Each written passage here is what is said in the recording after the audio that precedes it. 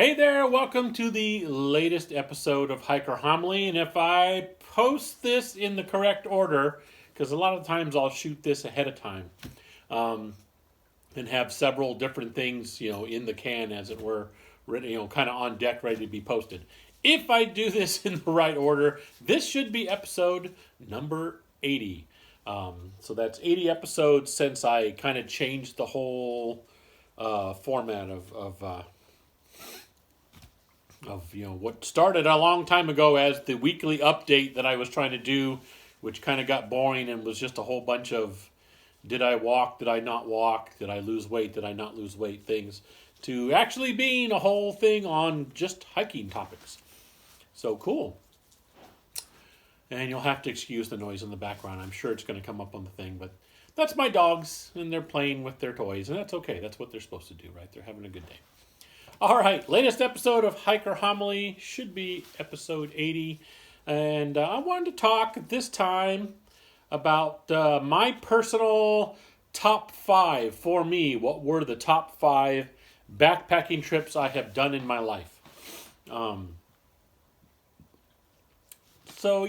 just kind of, I think it's a fun subject. And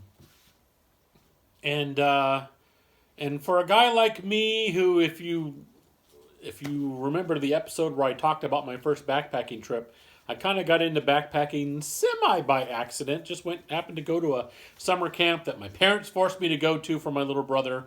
Just do a real quick recap. And I ended up actually liking that camp. And one of the things they did at that camp was they had equipment they could loan out and stuff, and you could try a backpacking trip. So my first overnight backpacking trip was a fiasco. Let's put it that way. Anything that wasn't no serious safety issues and things like that, but any kind of semi thing that could go wrong went wrong. I didn't have the right equipment because I was not a backpacker. Everything I had was a loaner. My tent was basically a large plastic tarp that we had to make a tent out of with rope. And we were able to do that, but it was raining, and some of the gear I had was just cloth, cotton, like a giant cloth sleeping bag, etc., etc. So, issues.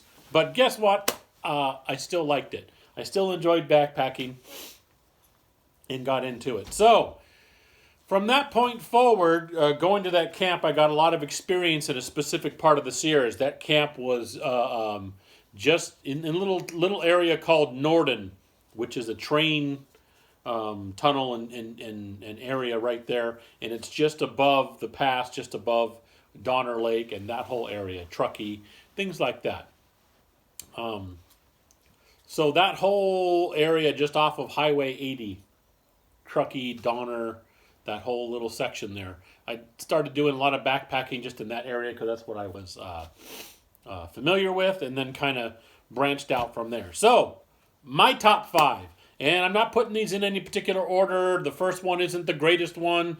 The last one isn't the greatest one. It's just all 5 of these were the ones that really stuck in my memory, taught me things, were enjoyable, not just because of where we went, but sometimes because of the company as well. So in no particular order, the top 5. Paradise Lake, California, that's up in that area. If you go off of Highway 80, you can follow the Pacific Crest Trail from 80 through up over Castle Pass down into Round Valley. You go past Round Valley, past Basin Peak, and then there's a trail that takes an eastward turn from that area, goes over to Paradise Lake, and at least in those days, I haven't been there. I have to admit, some of these hikes were ones I did a long time ago, excuse me. And some of the areas now are a little developed. And I think Paradise Lake might be. Looking at Google Maps, it looks like a 4-wheel drive Jeep trail has now come into that area, which to me is unfortunate. I got nothing against folks who like to use the recreational vehicles and do 4-wheel driving and stuff like that. But Paradise Lake was just one of those small Sierra lakes that you could only get to if you were a backpacker, and it was just amazing to get there, and that's why it sticks on my memory. Just fantastic. Most of the time you had the place to yourself. If not, it was maybe 1 or 2 other backpackers here and there was plenty of space around the lake to camp. so you didn't have to worry about people being on top of you, and it's fantastic and it's beautiful. So Paradise Lake. The next one is a more recent one, the Lost Coast Trail. Now, if you watch my videos on the Lost Coast Trail, although I did have a few technical difficulties, so I didn't get as much footage as I really wanted to on that trail. But if you watch the videos, you'll get the impression that the trail beat the crap out of me, and I was just beat afterwards. And that's an accurate impression. I was. But I still say it is one of my top 5 because I am so happy to have done it. The two guys, we started in a larger group. Our group eventually ended up dividing because of some differences in how we wanted to do the trail. We had originally, let's not get into the story. Maybe I'll get into it some other time. Let's just say there was an original plan and some people wanted to try and change that in the last minute. And some of us decided, no, we really need to stick to the plan.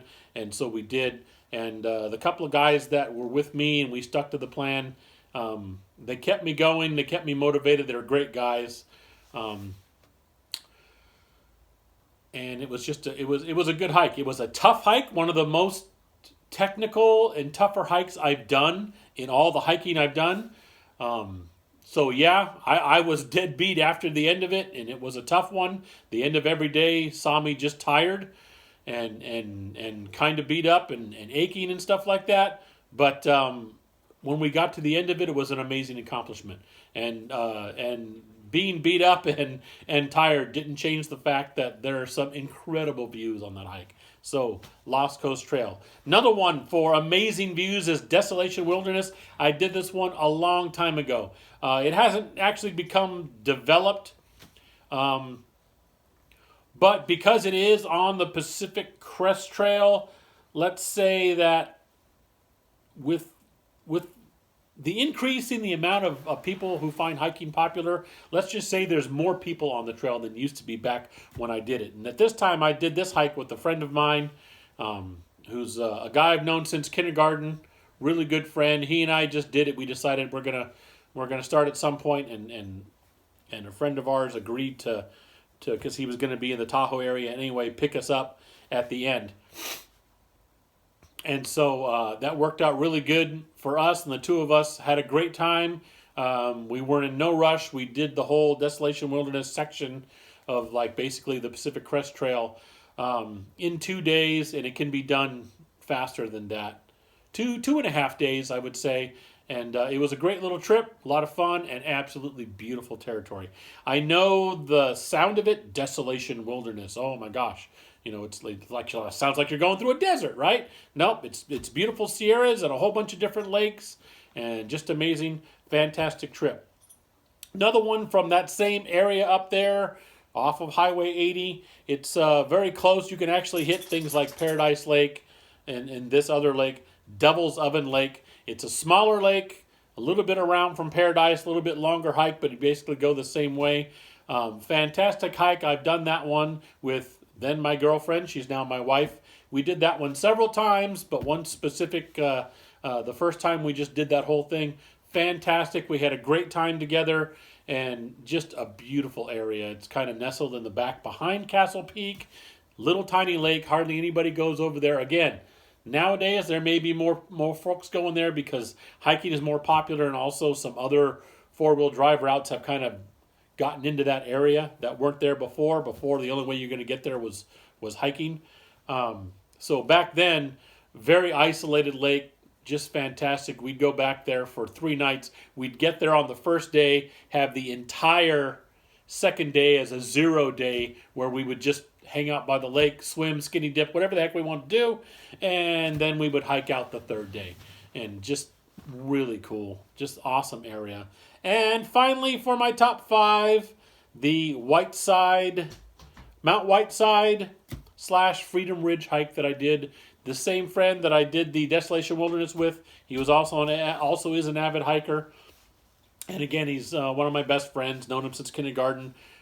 We decided, because we were intrigued by the whole UFO scene and all this kind of stuff, never called ourselves UFO investigators, but this whole idea of the government having this secret military base that everyone could see from a certain point, but still denied that it even existed, was comical to us and also intriguing. So we did it. At the time, you could get a hold of a couple of locals who would guide you, and you really didn't need much of a guide. It was, I mean, you knew it was there. The unofficial name of this mountain was Mount Whitesides and also Freedom Ridge. I don't think those are official geographical marking names. That's just what everyone around that area called them. And so you would go out into the desert to a certain point via four-wheel drive vehicle. Then you'd get out, you'd walk through some canyons and start winding your way up to Freedom Ridge, where you could actually see this particular military base on the Groom Lake, dry lake bed. You could get up on top of Mount Whitesides, sort of on top of it, and stuff like that. So that was, again, a 2-night backpacking trip that was just fun. We did see some stuff. You can't do it anymore. It's one of the reasons why it's on my top 5 list. Is I'm glad I did it in 1989, because by 1995 the Air Force realized, gee, we look kind of stupid because we keep saying this base isn't here, but people 12 miles away can stand on that ridge right there and look at the base. Maybe we should. And the base was under the Bureau of Land Management, or it was basically Department of the Interior. So the Air Force had no problem whatsoever, really.